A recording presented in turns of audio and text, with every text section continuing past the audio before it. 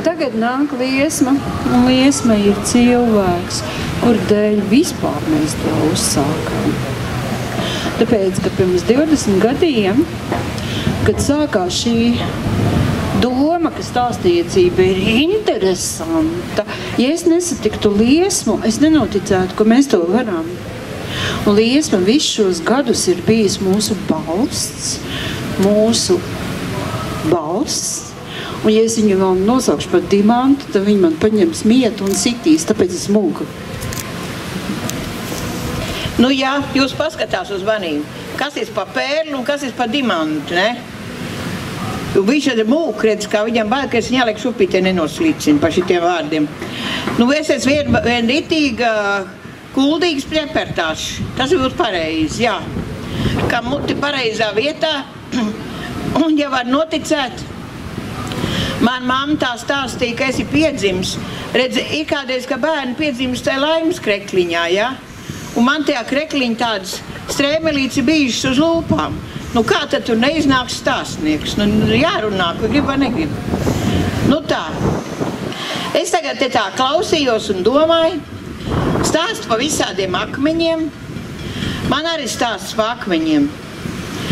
Un vakar pacēlās jautājums, kādas attiecībās latvietis ir ar tādu radību kā vēls. Nu, pa latvietis kādreiz no vēli daudz bija jāies, ko? Nu taču nē, nu viņš vienmēr ir bijis stulbāks par gan puišalu, vai ne? Nu redz, un man arī stāsts par to, kā vēls uztaisīja rumbu te to.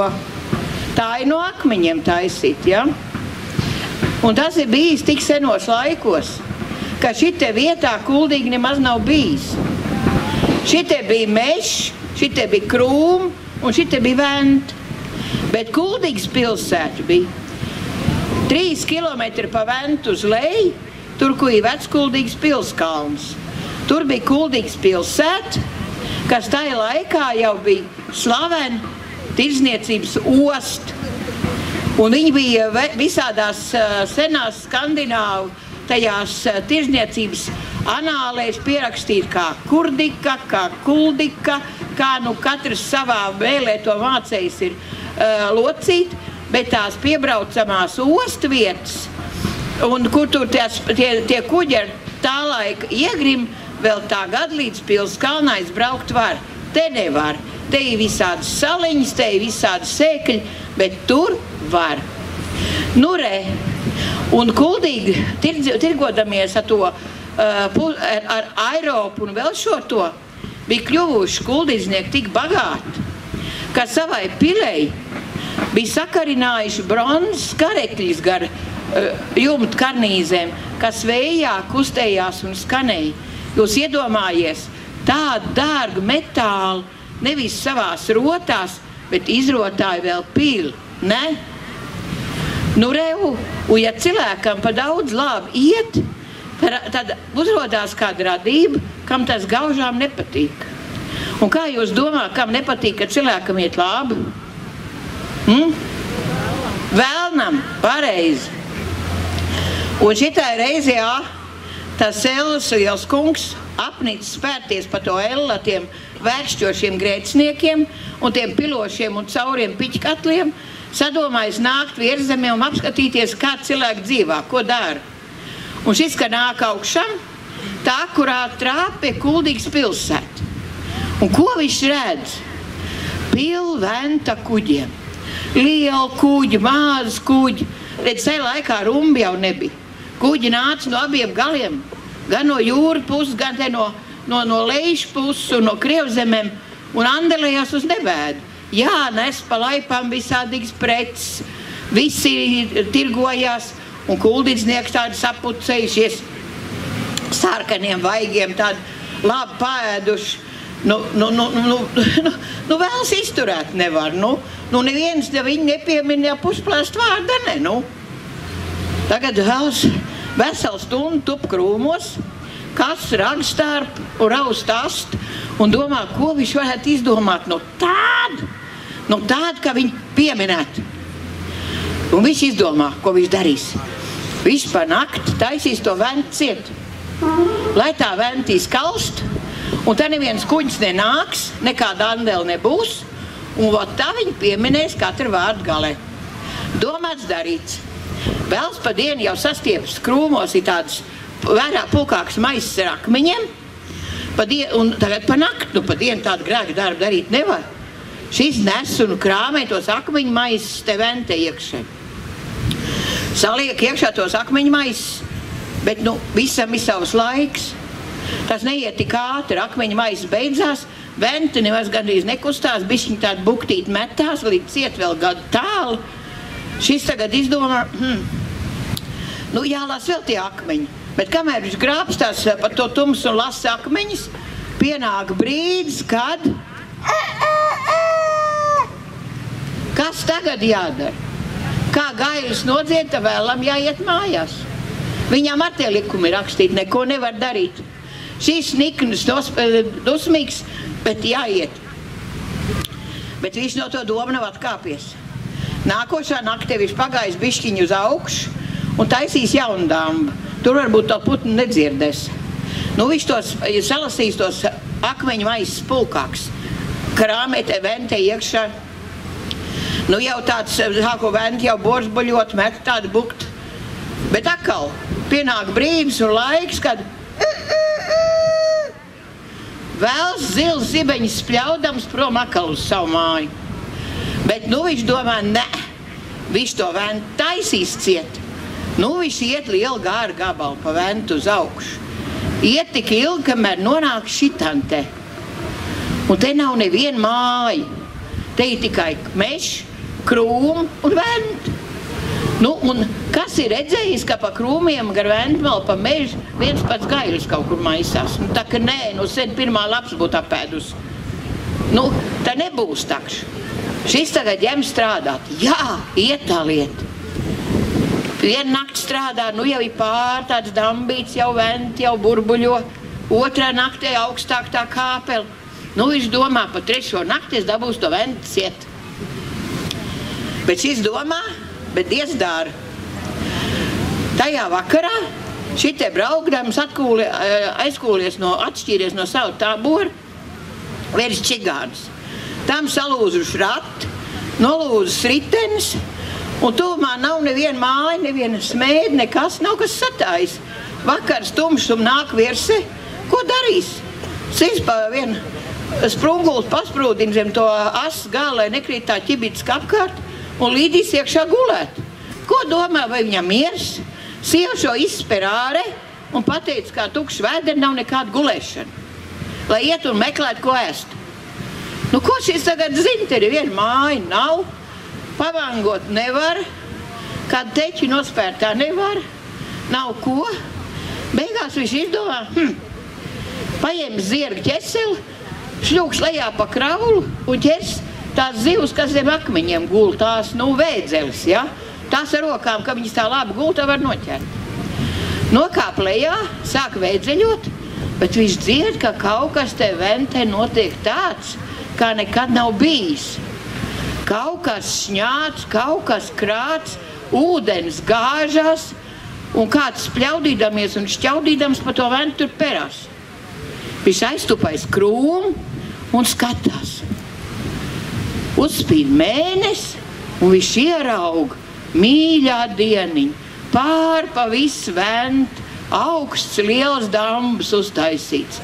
Vent krāgdām lec pāri, un lai nebūtu vēl viss tas diezgan, ragainais stiep vēl un krāmē vēl to dambu augstāk. Kas vēl nebūs? Viņš aiztaisīs to upi ciet, tā izkautīs, nevienu zivu nevarēs noķert, viņam tā dulā sieva nedos mieru ne dienu, ne nakti. Nē, kaut kas ir jādara. Bet ko tu tumšā naktī vēlam izdarīs? Vienīgais viņš zina, ka tumšā naktī viņi var patraucēt gailis. Bet ko tu gaili te ņems, ka te neviena māja nav? Beigās čigāns domā, bijis, nebijis. Dziedās pats. Viņš aiztupēs to krūmu vēl vairāk. Čigāni tādu piesardzīgu tautu. Un vēlām tā kā pērkons būtu iespēris. Tas pēdīgais maiss izspruka no nagiem un izbir pa visu to ventu. Jūs varat paskatīties, tur šeit pus Rumbas līdz tiltam, tur tās mazākās krāčels, tas no to pēdīgo birumu. Un aizdrās prom tā kā zils zēvels pakaļ nostiepās. No to laiku vairs šitai pusē nav redzēts. Bet, nu redz, laikā pārtrauc čigāns to viņa nedarbu, un viņa defekts iznāca pa efektu. Mums ir kuldīgai platākais ūdenskritums Eiropā, ļautiņi brauc no visas pasaules skatīties un klausīties, un pilsētē nāk balta naudiņa. Un čigānam pa to labo darbu, ka viņš laikā to vēl nedarbu pārtrauc. Nu kas skait kuldīgai čigāniem? Visiem mājas, visiem mašīnas, nu mēdušies ripaņi, dzīvā zaļa. Nu rekā, viņš te tā nostāstīja par to precēšanu, es tev pateikšu, un par tām, cik tā var precēties, un kad vajag, un kad nevajag.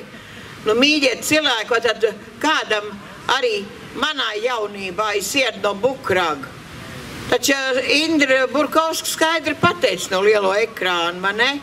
Kad dzīve sākās tā, ka tu viņai ļaujies, vai ne? Un kad tev sirdi brīvu, tad tik uz priekšu.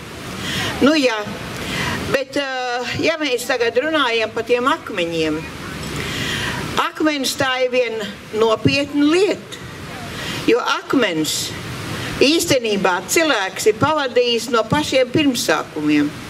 Kad cilvēks nokāp no kokiem un sāk staigāt uz divkājiem, tad viņš ātri vien saprat, kas ir akmens un kur to var likt lietā. No akmeņa samā pamanījās cieras uztaisīt, no akmeņiem iztaisīja nāžas, un beigās nekas gudrāks jau cilvēkiem nav izgudrots, kā tas akmens, kas mums maizīt tais. Tas ir lielais un labais dzirnakmens. Vai nu meitviņ griež, vai dzirnavs, veidzirnavs, vai ūdeņdzirnavs, vai gudra mehanismu, bet beigās to rupmaiz, to baltmaiz un tos putrājumus, tāpatās tas dzirnakmens viens attais. Nu, un akmens, lai viņš kāds būtu, no kurienes nācis, mums jau zemē tie laukakmeņi tā kā nav auguši, viņi atnecuši lielie lēdi un te mums iestādījuši. Un kā nu mēs viņus salas, un kā nu mēs viņus liek lietā, tā ir mūsu ziņā tas. Un akmenis ir tāda pamatīga būšana. Ja akmeni ieliek kādā pienākumā, vai tas būtu bruģi, vai tas būs sienā iebūrēts, vai pamatos ielikts, akmens uzticīgi kalpo un līdz mūža galam, jo akmens mūžs ir mūžīgs, pilda savu uzticēto uzdevumu. Tā viši. Un ja tu cilvēks iekāp braucamā un sāc braukt pa tādu kārtīgi nobruģētu ielu, tad tas akmens ir tas, kas tev mēģina aizturēt un padomāt. Vai vajag braukt prom? Varbūt palikt tepatās? Varbūt, ka tev vajag izpildīt savu pienākumu tepat uz vietu, šitai pašā vietā. Vai ne? Ka nemaz tai svešā pusē nebūs tā, tie kriņģeļi no debesīm tā nekritīs. Uzliek asfaltu un domā tagad gludu braukšanu. Bet asfalts jau nav turētājs pienākumu. Asfalts ātri izbūbē, bet kā viņš tāds prišs uzlikts, tad viņš ir prom rāvējs. Un tad tu uzdod pa to federu un aizskrien pasaulē, un tik pēc tam sāc ritīgi domāt, vai vajadzēja. Varbūt vajadzēja palikt uz vietu un tur patās dzīvāt. Aha, tās ir akmens, kas pilda savu pienākumu līdz mūža galam. Un ja paskatās, paņem vien tāda kārtīga akmens, granīta akmeni rokā, ja? Un paskatās. Vai viņš ir viens tāds monolīts, viņš sastāv no visādām sīkām daļiņām. Mēs taču katrs ir lasījuši pa jūrmālu akmentiņas un skatījušies, cik katrs ir savādāks. Kas katrā ir iekšā? Cits vairāk spīd, tur tikus vairāk vizliņi, cits ir sārtāks, cits ir pelēkāks, citam kvarciņš vairāk, citam laukšpatiņš. Kādas sīkas daļiņas tai granītā ir iestrādāts. Katrs pilda savu uzdevumu, bet viss kopā ir akmens, ir klints. Un mūsu pilsēta gal galā ir uzlikt uz pamatīgu klinti. Jo rauj tā dolomīta klints, kas ir uztaisījis mūsu skaisto rumbu, kas ir slavena visā pasaulē. Uz tādu pašu klinti stāv mūsu kuldīgi.